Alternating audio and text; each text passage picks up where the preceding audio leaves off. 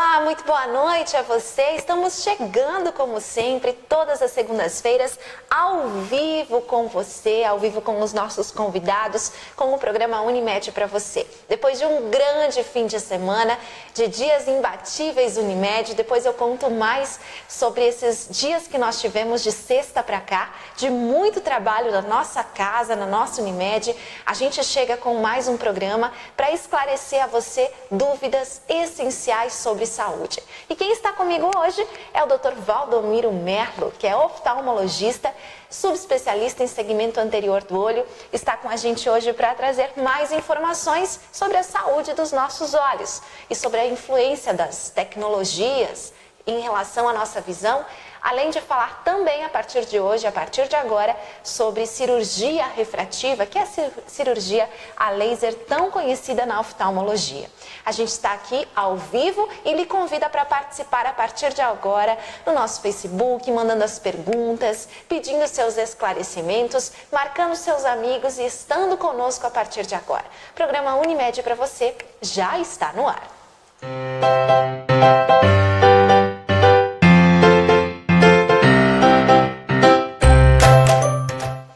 A gente chega hoje para falarmos sobre saúde dos olhos. Dr. Valdomiro, boa noite a você. Obrigada pela presença aqui. Boa noite, Karina. Obrigado, eu.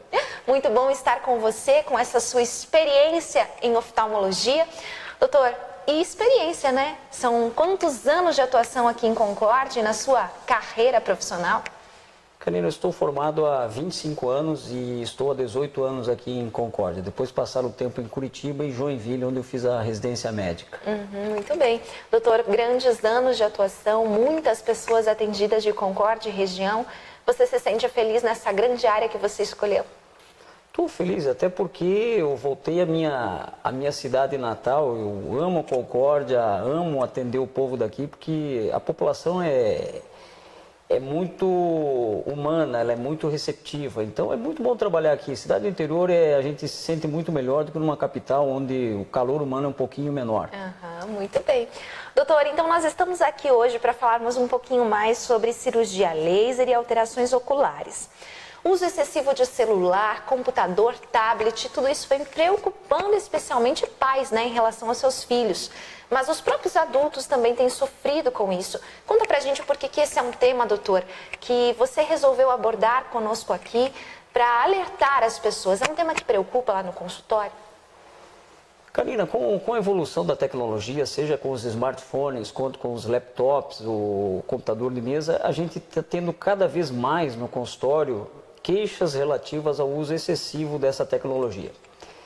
Isso é basicamente por má postura, pelo tempo excessivo na frente do computador. Em situações normais, nós piscamos a cada 6, no máximo a cada 7 segundos, nós piscamos para trocar o filme lacrimal, que também é importante na formação de uma visão nítida. Quando nós estamos um pouco mais focados, um pouco mais atentos, seja no computador, seja na direção, mas principalmente computador e telefone celular, que são mais próximos, uma visão mais próxima, involuntariamente nós piscamos menos e com isso nós lubrificamos menos o olho. Sem levar em conta que a maioria das pessoas que faz isso está hoje em ambiente climatizado.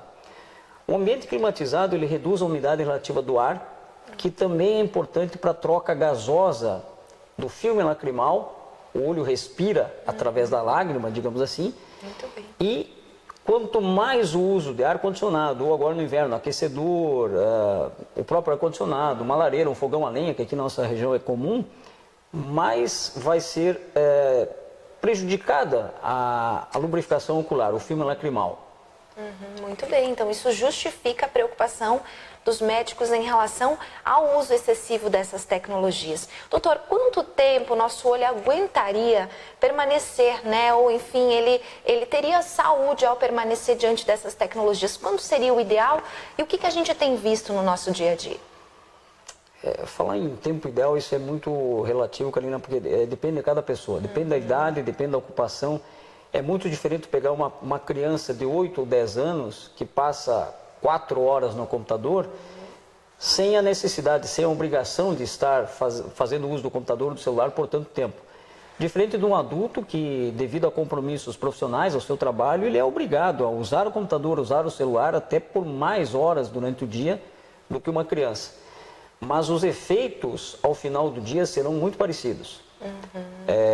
São queixas que a gente chama de astenopia, ou seja, são dificuldades como ardência ocular, olho vermelho, lacrimejamento, dor de cabeça e embaçamento visual, decorrentes do excesso de uso da visão. Principalmente o celular e o computador, que estão numa distância mais próxima, exigindo uma acomodação, um esforço acomodativo, que também é muscular, muito maior do que a distância para longe, como uma televisão, um quadro na escola ou aquela pessoa que passa o dia dirigindo na estrada. Então, os hábitos antigos eram mais saudáveis, doutor? Com certeza, com certeza. Nós não tínhamos essas queixas que temos hoje no consultório.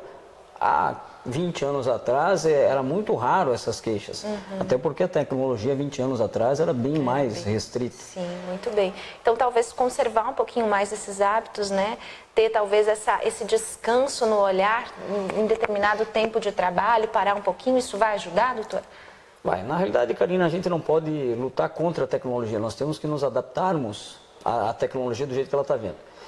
Hoje já se discute nos congressos de oftalmologia que antigamente a gente só discutia sobre trauma ocular, novas terapias para tratar glaucoma, para catarata, etc. e tal. Hoje já existem alguns módulos nos congressos destinados à ergo-oftalmologia, ou seja, a postura no consultório, a postura em casa, a postura na escola, como lidar com o computador, quanto tempo lidar, o que usar. O uso de lágrimas artificiais são colírios lubrificantes para poder amenizar um pouco o desconforto ocular. Muito bem. E não pode ser qualquer colírio, não é, doutor? Tem colírios até que fazem mal para a visão? Não, com certeza. Esses colírios devem ser prescritos por um médico, tá? Qualquer médico tem condições de prescrever um colírio lubrificante. E se um médico clínico geral ou pediatra de qualquer especialidade tiver alguma dificuldade, o oftalmologista pode prescrever com um pouco mais de... eu diria de precisão ali para o caso. Muito bem. Pessoal, vocês estão acompanhando a nossa entrevista com o Dr. Valdomiro Melo, que é oftalmologista. Hoje nós estamos ao vivo aqui no Unimed para você, falando sobre a saúde do olho, essa preocupação que a gente tem com as novas tecnologias e o que isso está acarretando nos nossos olhos.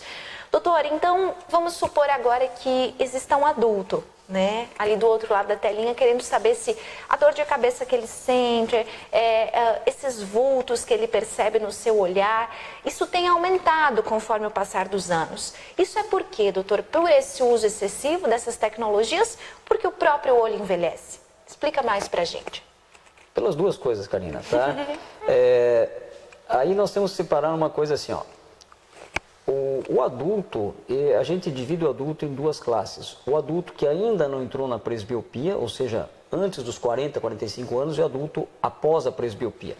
Há uma diferença muito grande, inclusive, na postura, nessa questão da ergonomia da sua mesa, do seu escritório e da posição da tela, do monitor do computador. Por exemplo, um paciente que não tem problema de visão, mas que passa muito tempo na frente do computador, em setor administrativo, o ideal é que esse paciente coloque o seu monitor, sendo que a altura máxima fique abaixo do seu olhar. Pela posição primária do olhar, a musculatura sofre muito menos se nós olharmos reto e só baixarmos o olho.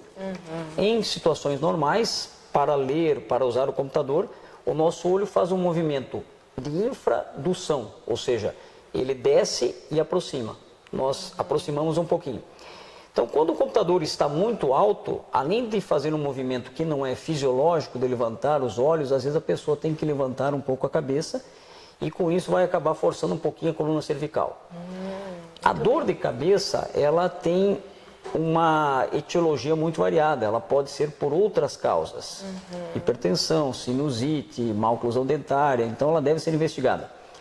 Porém, a dor de cabeça decorrente do uso excessivo, do cansaço visual ocular, é uma dor que caracteristicamente ocorre e aumenta no decorrer do dia ou após esforços visuais. Após a aula, após o uso do celular, do computador, da leitura ou de trabalhos manuais. Muito bem, doutor, muito bem. Esclarecimentos ótimos, né? Indiretos. Se você tem perguntas a partir de agora, conte para nós o seu caso, explique para a gente aí o que você precisa sobre esclarecimentos, que o doutor Valdomiro está com a gente hoje para falar justamente sobre isso. Doutor, então você falou sobre a questão do ar-condicionado, né? O que seria ideal nesses ambientes climatizados? O que poderia ajudar, doutor, para que esse processo da lágrima acontecesse, mesmo em ambientes climatizados? Bom, Karina, em primeiro lugar, a gente não pode avaliar o olho como uma estrutura isolada. O olho faz parte do corpo humano e, como tal, nós dependemos de uma saúde ideal para que o olho também funcione bem. Então, a pessoa tem que ter hábitos saudáveis de vida. Quando se fala em olho e ambiente climatizado e uso do computador, principalmente uma ingesta hídrica adequada, tomar bastante líquido, água, sucos, chás, ou aqui na nossa região, como é de costume, até o chimarrão pode ser usado. O piscar com frequência, melhorar o piscar, piscar adequadamente e piscar com mais frequência. E essa questão do ar-condicionado, da climatização do ambiente, é uma questão muito delicada. A gente não pode hoje trabalhar, devido ao calor que tem sido cada vez mais intenso, trabalhar sem o auxílio do ar-condicionado. Então, a orientação é que se use climatizadores mais eficientes, mais modernos, e também existem umidificadores do ar, para aquela pessoa que tem um olho seco um pouco mais intenso. Já existem pequenos aparelhos semelhantes a um nebulizador, que jogam vapor d'água no ambiente. Claro que existe aquela receita velha da vovó, que é colocar toalhas úmidas pela casa ou pela sala, quando você está em casa. Um ambiente de trabalho não dá para fazer isso. Vasilhas ou recipientes com água que sejam trocadas com frequência também podem ser usados. Olha só. Mas o umidificador no ambiente é uma coisa que funciona muito bem nesses casos. E agora está em alta, né? Está em alta. E o ideal é que ele tenha essência, doutor, não, que ele sem seja essência. natural. Só com água. Muito só bem. com água. A essência pode prejudicar um pouquinho. Doutor, nós temos uma pergunta específica da Luana Conrad, que está com a gente. Boa noite, Luana, você. Ela gostaria de saber se existem causas externas para o aumento da miopia, doutor. Só uma outra pergunta. Posso fazer? Claro. A miopia tem relação com essa questão da tecnologia? Bom, a miopia geralmente ela tem um fator hereditário muito importante. Normalmente existem casos, se o paciente é míope, provavelmente os pais, tios, irmãos, avós, têm mais algum míope na família. E a herança é genética. Tá? Então, mesmo que a pessoa opere a miopia e elimine o grau, geneticamente ela pode transmitir esse gene da miopia para os seus descendentes. Não tem nada comprovado, mas o que a gente tem notado no dia a dia é que está aumentando muito o número de pacientes míopes, principalmente devido ao uso dessa visão para perto. A acomodação é muito grande e, com isso, quando a pessoa tira o foco do perto para olhar para longe, há um embaçamento visual muito grande, que pode ser devido à astenopia, ao cansaço, como pode ter o grau associado. A pessoa pode ter as duas coisas ao mesmo tempo. Tem como resolver, doutor? Tem. Mudanças de hábito, né? O piscar, o relaxamento. O ideal é que quem trabalha com computador, quem trabalha em setor administrativo, ou mesmo quem trabalha fazendo, por exemplo, trabalhos manuais, artesanatos, o crochê, o tricô, o bordado, que a cada meia hora de trabalho pudesse parar um pouquinho, fechar os olhos durante uns 20 ou 30 segundos para relaxar a musculatura e relaxar um pouco o braço, o antebraço, o ombro, tá? Fazer alguma atividade diferente, algum exercício diferente. Além disso, a alimentação é muito importante. Nós cada vez temos menos tempo para sentar, preparar uma boa alimentação, uma boa salada, comer uma fruta. Hoje é muito fast food, é coisa muito rápida porque nós não temos mais tempo. Então a alimentação é muito importante também para mantermos a saúde do olho. Então, de certa forma, a gente já respondeu a Luana, não é? Gostaria de saber se existem causas externas para o aumento da miopia. Eu diria que tem, pelo fato de a gente estar forçando muito, tem muito mais paciente tornando-se míope hoje em dia do que há uns anos atrás. E a tecnologia com certeza tem algum envolvimento nisso, alguma culpa nisso aí. Sim. Doutor, vamos falar um pouquinho, antes que a gente comece a falar das cirurgias, que também é algo aí que a própria tecnologia trouxe, não é, doutor? Que auxilia aí a vida de pessoas que têm miopia e pessoas que têm outros problemas de visão. Falar um pouquinho sobre esse envelhecimento natural do olho. Às vezes o paciente não é míope, né? Mas ele não usa excessivamente essas novas tecnologias de tão perto, enfim. mas ele tem problemas, né? Ele percebe problemas com o decorrer da vida da sua visão. Passa a enxergar com mais dificuldade, fica com o olho embaçado. Isso é resultado de quê, doutor? Explica para nós. É resultado natural do envelhecimento. Durante a nossa vida, nós passaremos por duas fases em termos de visão. A primeira delas é por volta dos 40, mas principalmente se acentua após os 40 anos de idade, que é a presbiopia ou vista cansada.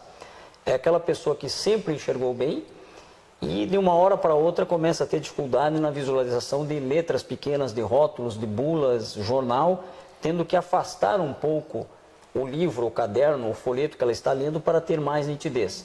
E isso, à medida que os anos vão passando, isso vai se acentuando. Até o ponto que a pessoa, mesmo afastando o braço o máximo que pode, não consegue ler, tendo que partir para o uso de óculos de leitura. Essa é uma fase natural que costuma evoluir até por volta dos 53 ou 55 anos, onde ocorre uma estabilização, e aí só com o uso de óculos. E a outra fase é também relacionada ao envelhecimento, que é a catarata.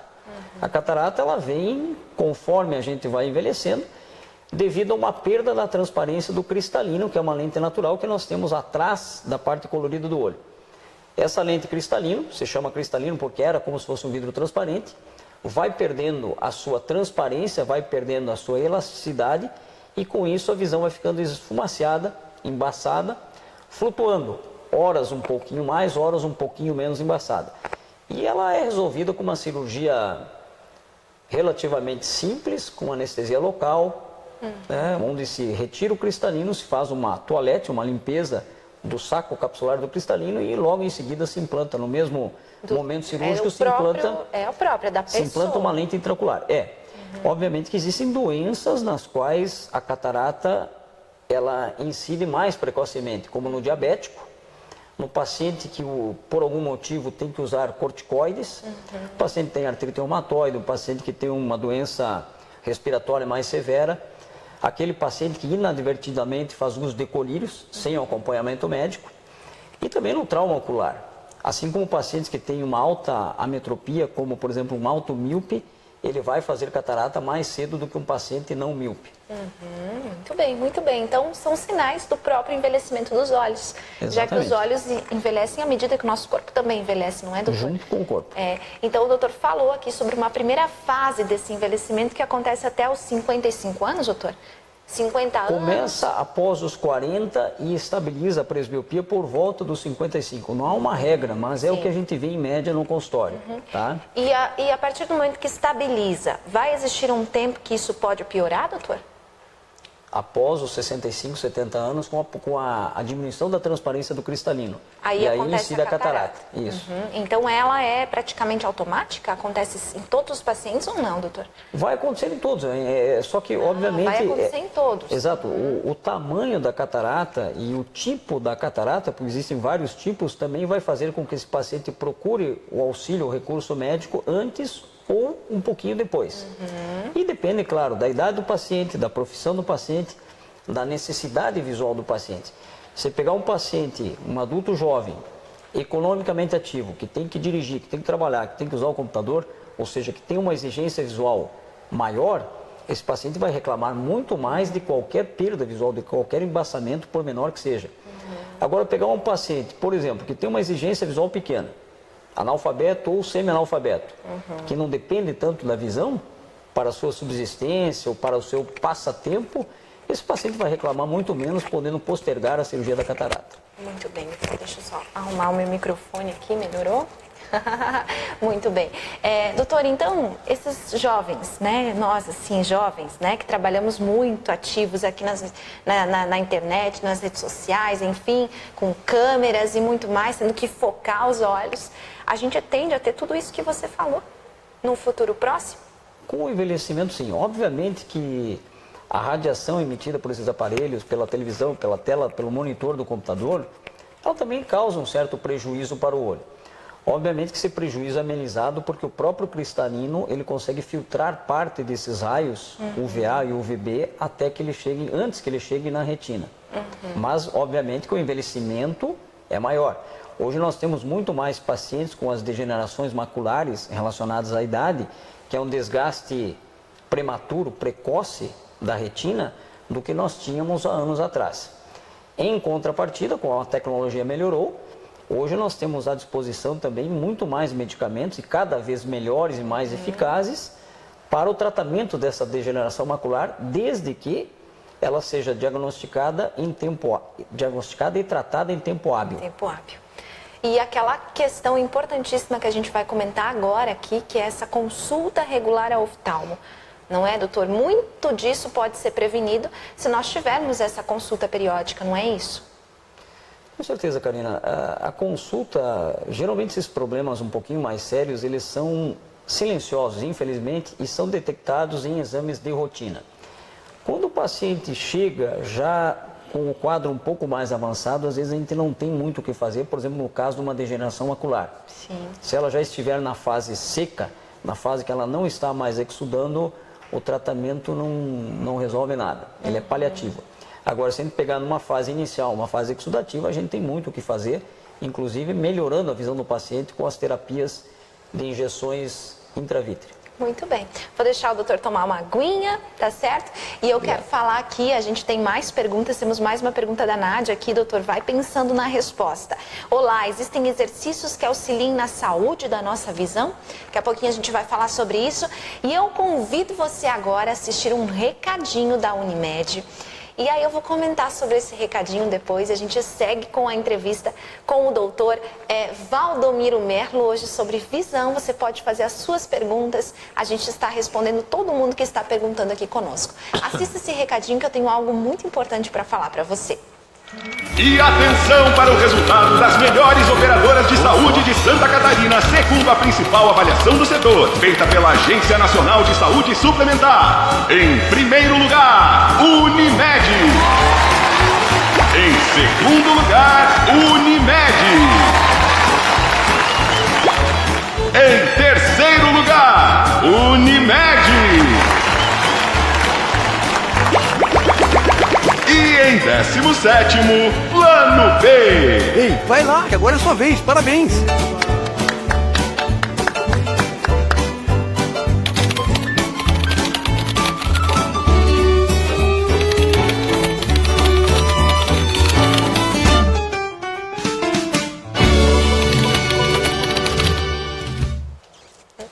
Isso mesmo, essa é a nossa Unimed. Doutor, você sabia que nós passamos alguns dias aí nesse final de semana correndo muito aqui na nossa cooperativa? Pois é, pessoal, nós tivemos aí na sexta e no sábado, doutor Valdomiro, 2 dias de dias imbatíveis Unimed. Foi uma grande campanha realizada pelo setor comercial da nossa cooperativa, com o apoio e o incentivo de praticamente todos os colaboradores da nossa Unimed. Foi uma grande ação que envolveu aí muitas pessoas e que veio por parte da Unimed Santa Catarina. Doutor, nós batemos a nossa meta e muitas pessoas, eu diria assim, centenas de pessoas, famílias e empresas passaram a ter planos de saúde a partir deste final de semana. Então a gente quer deixar os parabéns a vocês que concretizaram essa venda, esperaram para fechar seu plano de saúde, porque realmente vocês tiveram preços e condições nunca vistos antes em termos de saúde. Então sejam bem-vindos à nossa Unimed, à nossa casa. A partir de agora você também tem acesso aí a produtos e serviços da nossa Unimed, atendimento de excelência em Concórdia, na região oeste, no estado e também no Brasil. Se você quer ver fotos sobre esse momento, acesse a nossa fanpage depois, busque aí os registros que nós realizamos durante a sexta e o sábado que também foi o Dia Mundial da Saúde, nós estávamos na praça, na rua coberta, defendendo a prevenção, doutor, defendendo a qualidade de vida a muitas pessoas, e tudo isso você vai ver também no decorrer da semana no nosso Facebook, em vídeos e reportagens que a gente está preparando para vocês. Então, parabéns a todos que a partir de agora fazem parte do melhor plano, que o melhor plano de saúde é viver, né? E também é ser Unimed. Obrigada e parabéns a todos. Desculpa, doutor, pelo intervalinho. Eu precisava dar esse recado especial a todos que estiveram com a gente comemorando e vibrando aí nos últimos dias. E agora a gente vai responder então a pergunta da Nádia. Olá, existem exercícios que auxiliem na saúde da nossa visão, doutor? Bom, Nádia, boa noite. Em primeiro lugar, a saúde ocular, ela inicia quando nós estamos no ventre da nossa mãe. A importância do pré-natal desde a vacinação adequada, o acompanhamento com o médico ginecologista, uma alimentação adequada da gestante, os cuidados, todos os cuidados do pré-natal são extremamente importantes para que a criança tenha uma visão boa no decorrer da sua vida. Existem problemas que já começam quando a criança nasce prematura, problemas que ocorrem quando a mãe tem alguma doença durante a gestação e isso pode repercutir de forma muito negativa no olho da criança. Quanto aos exercícios, basicamente nós temos que cuidar duas coisas: limitar um pouquinho o tempo de uso, intervalos frequentes quando estamos assistindo ou trabalhando com o celular ou computador, e o piscar é muito importante, tá?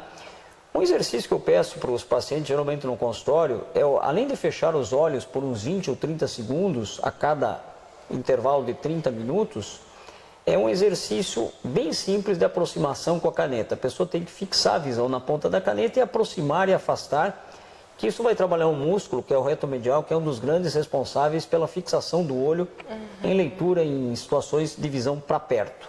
Já fiz esse exercício com você, doutor.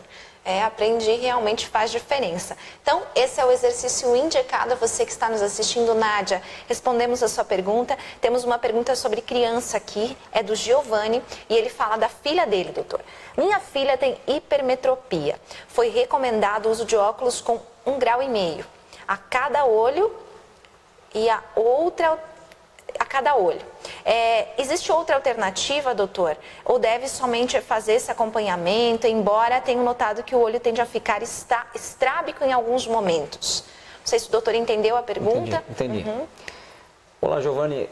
A hipermetropia é um problema bastante comum na criança e um dos sintomas é dor de cabeça. O outro, às vezes, o paciente vem ao consultório, a criança é trazida ao consultório pelos pais, realmente com o olhinho torto.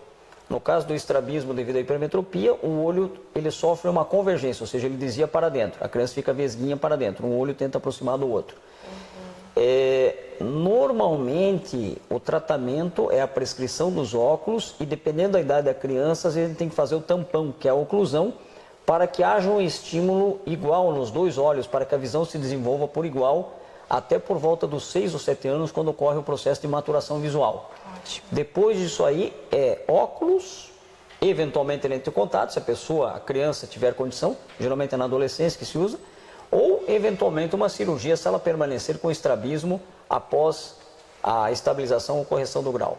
Muito bem, Giovanni, fique atento a essas dicas. No caso da Jennifer Petri, ela escreve o seguinte, doutor: no caso de pterígio, pterígio.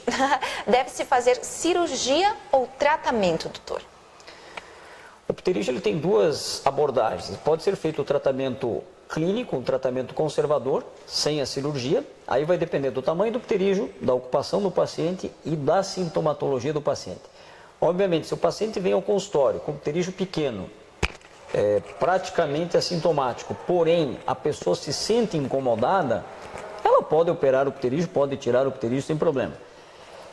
Naquele paciente que tem mais sintoma, em que o pterígio está crescendo, está ficando vermelho com frequência ou já está invadindo um pouco mais a córnea, é recomendada a cirurgia para que esse pterígio não avance até a área óptica, até o eixo visual, ou seja, até a parte da bolinha preta do olho que é a pupila. Porque senão, mesmo com a retirada, vai haver um comprometimento visual, porque a nível microscópico sempre vai ficar uma cicatriz. Muito bem.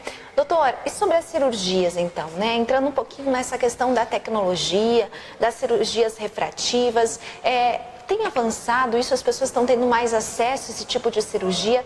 Estão confiando mais nos seus oftalmologistas para mexer nos olhos, enfim? Conta pra gente o que tem evoluído. Bom, Karina, a cirurgia laser ela evoluiu muito nesses últimos 20 anos. Eu acompanhei quando estava na residência em 98 e 99 em Joinville, eu acompanhei a chegada do primeiro aparelho, do primeiro excimer laser do estado. Era algo fantástico para a época, porque não havia nada parecido, só havia um aparelho no estado. Como esses aparelhos foram evoluindo, a tecnologia foi evoluindo, a frequência do laser foi evoluindo, hoje a gente consegue tratar uma determinada dioptria, por exemplo, 5 graus, que antigamente levava 2 minutos de aplicação de laser, hoje 5 graus são corrigidos em 20 e poucos segundos, no máximo de aplicação de laser. Porque o aparelho está muito mais moderno, está muito mais eficaz. Também a recuperação no pós-operatório é muito maior porque já dispomos de microcerátomos, que são aparelhos que fazem um flap, uma tampinha, digamos assim, da córnea, que podem trabalhar, obviamente depende do aparelho, depende do centro de cirurgia laser, nem todos dispõem desse aparelho, que conseguem fazer cirurgias até com córneas mais finas ou com flaps, com essas tampinhas mais finas. E a correção é imediata, doutor? Sim, a correção é muito rápida. Na técnica chamada LASIK, que é a técnica mais executada hoje em dia, a recuperação visual eu diria que é quase instantânea. Obviamente que, dependendo do grau, dependendo do paciente, pode haver uma sensação de areia, um pouquinho de ardência nas primeiras horas, mas no dia seguinte o paciente já está maravilhado com o resultado da cirurgia. Já enxerga tudo?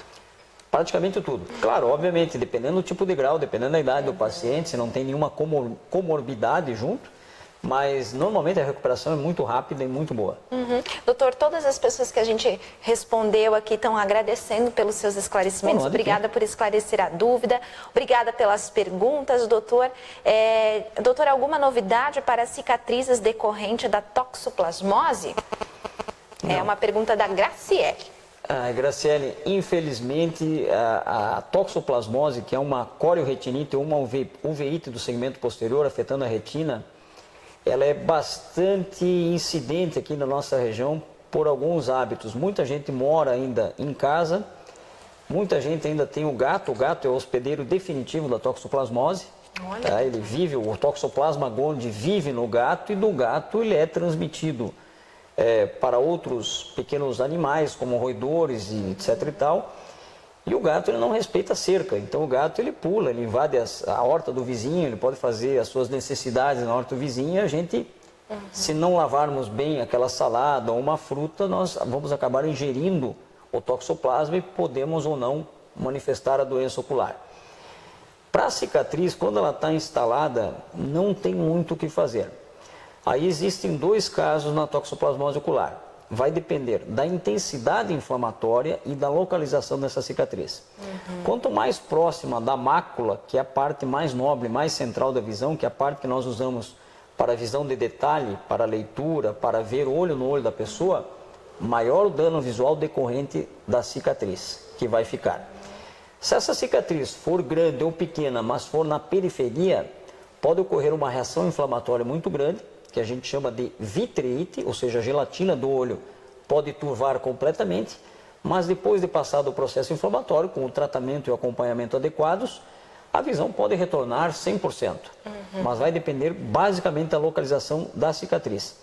Se essa cicatriz estiver localizada na região macular, a pessoa vai perder a visão central e não tem como recuperar, como voltar a ter a visão que tinha antes da inflamação, da infecção por toxoplasma. Então, ali está mais uma questão de hábito saudável de vida. Exato. Nós temos também o costume aqui na nossa região, que é um costume bastante arraigado, que é o salame colonial. Às vezes tem muitas famílias, e eu defendo isso, eu venho de famílias de agricultores também, e nós nunca tivemos problema quando reunimos a família no final do ano, abatendo um porco, um suíno, e fazendo a carne e o salame ali.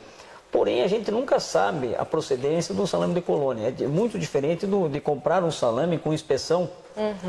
Inspeção sanitária, inspeção seja federal, estadual ou até municipal. Aí a gente sabe que aquela carne foi inspecionada e não tem nenhum problema. Está apta para ser consumida. Então, daí a importância da vigilância sanitária e da inspeção. Se a gente não sabe a procedência, a gente não sabe o que a gente está ingerindo. E os riscos para a saúde, inclusive ocular, são muito maiores.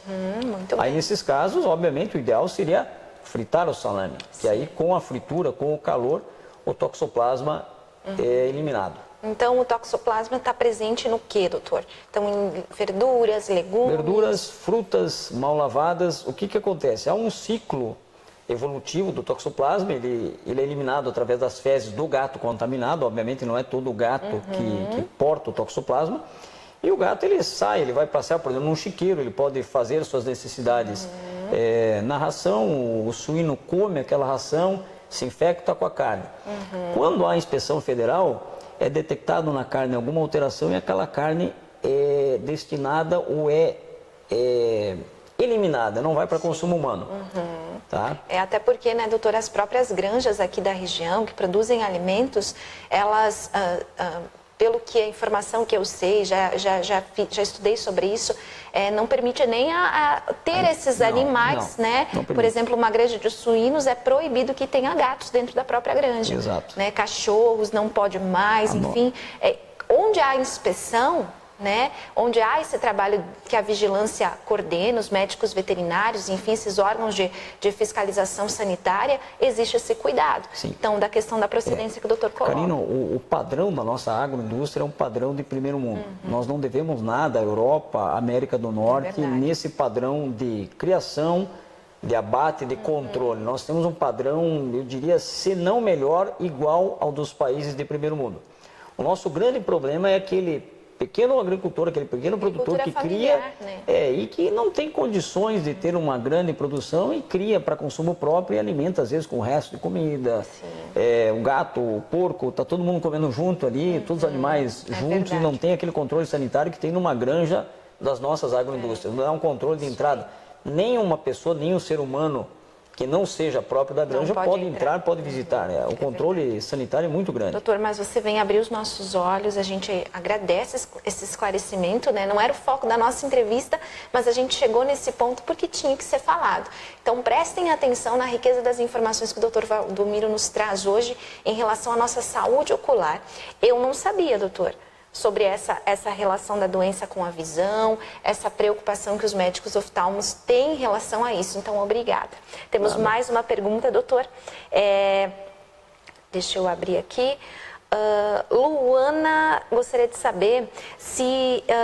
saber em que casos não se indica a cirurgia, doutor Valdomiro. Cirurgia laser? Isso. Cirurgia refrativa? Bom, é Luana, né? Luana, é o seguinte, existem critérios pré-operatórios. A pessoa só pode se submeter a uma cirurgia refrativa se ela estiver com o grau estabilizado, se ela tiver uma espessura mínima de córnea e uma ceratometria adequada, ou seja, a curvatura da córnea seja adequada e também o formato da córnea. Então, vários exames são necessários. Daí a importância de fazer uma avaliação completa, com dilatação de pupila, para ver o fundo do olho, para ver se o cristalino está transparente.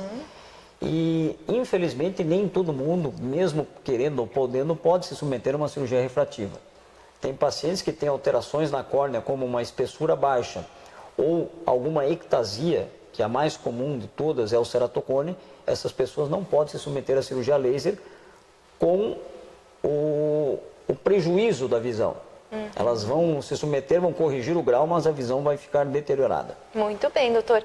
E, doutor, mais uma pergunta para a gente concluir o nosso ciclo aqui. Problema de visão pode ser hereditário? A pergunta é da Sirlene, doutor. Sim, tem vários problemas que têm uma história hereditária muito grande. Como, por exemplo, nós citamos antes a própria miopia, que é um problema hoje facilmente corrigido com o uso de lentes, óculos ou mesmo a cirurgia laser, mas é um problema que tem uma história familiar muito grande, tá? Existem, obviamente, doenças mais graves que também têm uma história familiar, como o glaucoma, que é a pressão alta no olho, que é a maior causa de cegueira não reversível no mundo, tá? Existem doenças que, por uma questão genética, nós não temos muito aqui, como o retinoblastoma, que é um tumor que ocorre na retina na primeira infância, e ocorre mais de Minas Gerais para cima, mas eventualmente aparecem alguns casos aqui, esporadicamente, graças a Deus, nós não temos muito. Mas é uma doença extremamente grave e a gente tem que estar de olho nisso aí. Daí a importância do acompanhamento pré-natal e daquele exame, o exame do olhinho, que é o exame do reflexo vermelho, ao nascimento. Então o pediatra, normalmente ele faz o exame e detecta se há ou não alguma alteração. Em caso de dúvida, ele encaminha para o oftalmologista, que com dilatação e com uso de tecnologia como oftalmoscópio, uma lente para uso de visão profunda do olho, ele consegue detectar se está tudo bem ou não. Muito bem. E depois desse exame, né? A partir de quanto tempo é interessante que os pais comecem a levar os seus filhos ao oftalmo, doutor? Karina, o ideal, se nós formos falar assim em saúde pública, o ideal seria que a criança fosse avaliada por um médico oftalmologista ao nascimento, tá? Para ver se não tem nenhum problema, como glaucoma congênito ou alguma opacidade do cristalino, uma catarata congênita, isso seria o ideal, e depois uma vez por ano. Nós temos um um desenvolvimento normal da visão, ou seja, o nosso cérebro aprende a enxergar até por volta dos 6, 7 anos de idade.